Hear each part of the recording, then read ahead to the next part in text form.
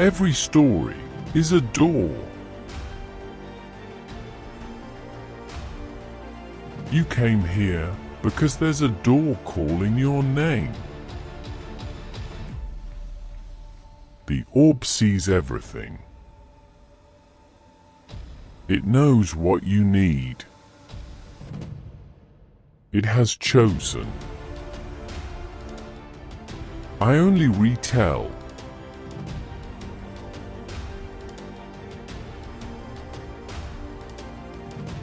Real or fiction? I won't say. You only need to find meaning for yourself. Listen. The orb stirs tonight. It carries a story from the banks of the Ganges. A story that science cannot explain. Before I share what the orb has shown me, let me ask you, what truly keeps a person alive? Is it the heart beating inside the chest? Is it food, water, medicine? Or is it something else? Something invisible, something doctors cannot measure. The orb showed me a man tonight. A monk who was told he had 6 months to live. He smiled and lived 23 more years. He died at 112. Not because his body failed, but because he finally gave death permission. How is that possible? What secret did this man carry for over a century? And what happened on the night he died? When 7 disciples in 7 different places all dreamed the exact same dream? The orb has revealed the answers, and tonight I share them with you. Our story begins in 1884, in a small forgotten village in Bengal, where a boy named Dharmananda was about to lose everything. Bengal, 1884. A child is born into a poor Brahmin family. His name, Dharmananda. They had no wealth, but his mother taught him one thing. To serve others is to serve God. For 12 years the boy grew in his mother's love.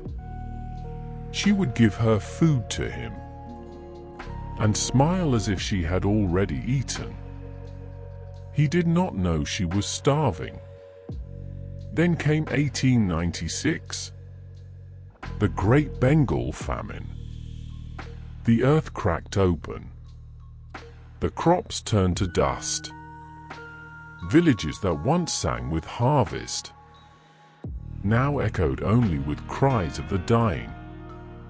Dharmananda watched as neighbors fell, as children became silent, as hope disappeared like water into sand. And his mother, she gave her last grain of rice to a neighbor's child. The next morning, she did not wake up. 12-year-old Dharmananda held her cold hand.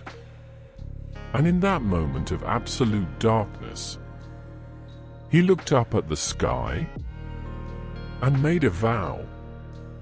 I swear before heaven and earth, I will not die until no child in this village ever dies of hunger again. A child's promise spoken through tears, but the universe heard every word. Many who suffer great loss retreat from the world. Young Dharmananda walked toward it.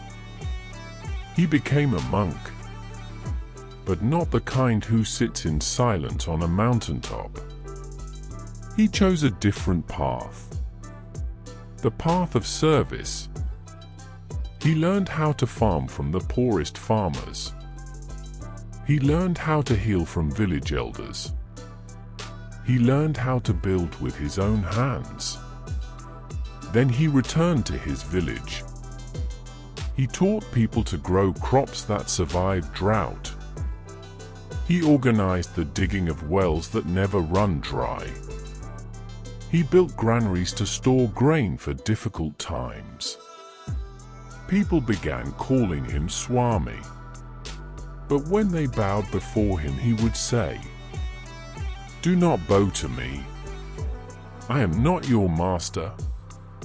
I am your servant."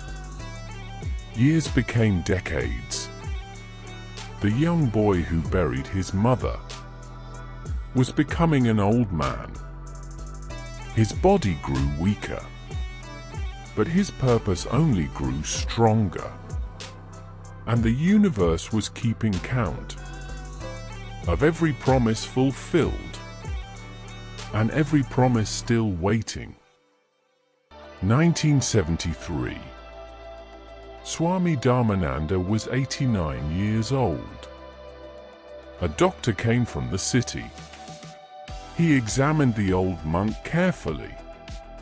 The heart weak, the kidneys failing, the body exhausted by 9 decades of service.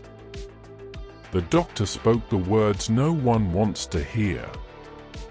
"Swamiji, you have perhaps 6 months."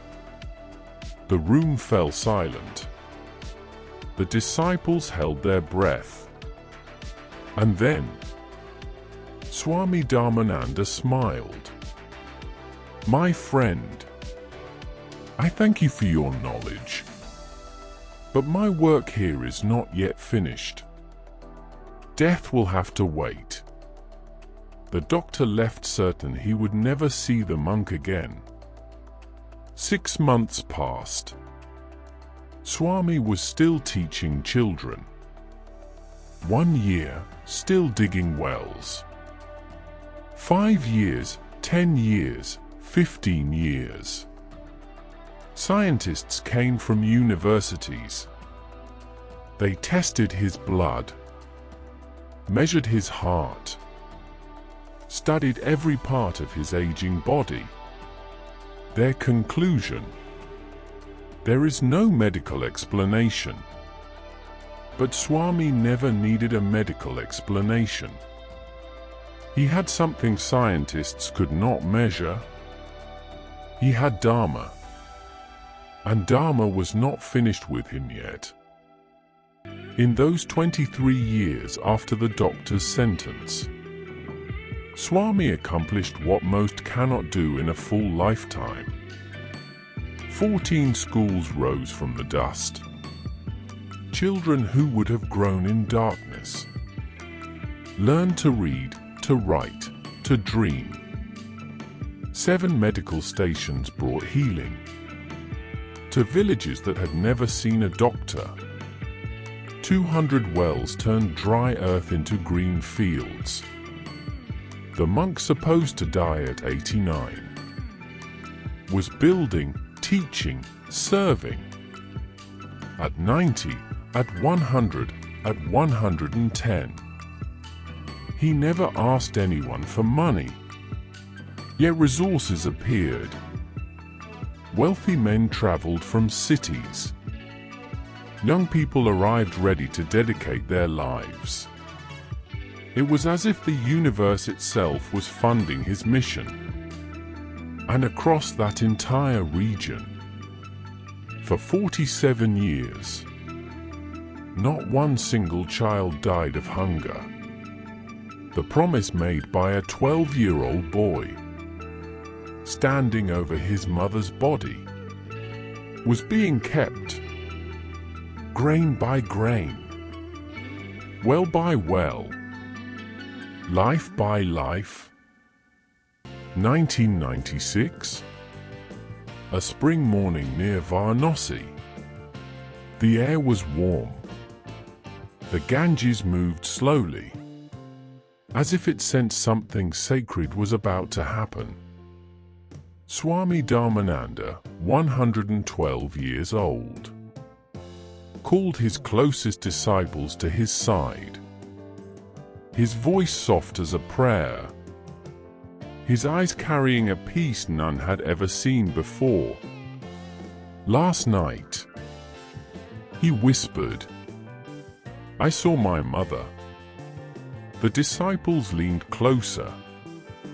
"After 100 years she came to me, and for the first time she was smiling. She said, 'Your work is done, my son. You may rest now.'" Tears fell from eyes that had seen a century of service.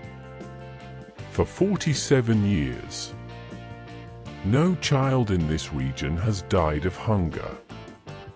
My promise to heaven and earth is complete. He lay down on his simple mat, folded his hands over his heart, closed his eyes, and with one final breath, Swami Dharmananda let go. Not because death defeated him, but because he gave death permission. Over 10,000 people came to say goodbye. Rich and poor, Hindu and Muslim, young and old, all united by one truth. A boy's promise kept across an entire century had saved them all. After the funeral, his disciples opened Swami's old diary. On the last page they found these words: "Death does not come when it wants. Death comes when the soul allows. And the soul does not allow when it is still serving its Dharma. The secret of long life is not food, not meditation. The secret is living for something greater than yourself." But the story does not end there. On the night Swami died, 7 disciples in 7 different places across India all had the same dream. In that dream, Swami appeared to each of them, glowing, peaceful, smiling. And he spoke one single sentence. The same sentence to all 7. They never told anyone what he said. Not to their families. Not to their students. Not to each other.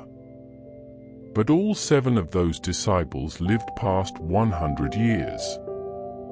What did Swami tell them? Perhaps the same truth he wrote in his diary. Perhaps something even deeper. We may never know. But tonight I leave you with this. Karma is not your fate. Karma is your choice. And when you choose to live for others, the universe will keep you here until your mission is complete. What is your Dharma? What vow will you make tonight that even death must respect? The orb grows silent now, but the question remains with you. Until we meet again.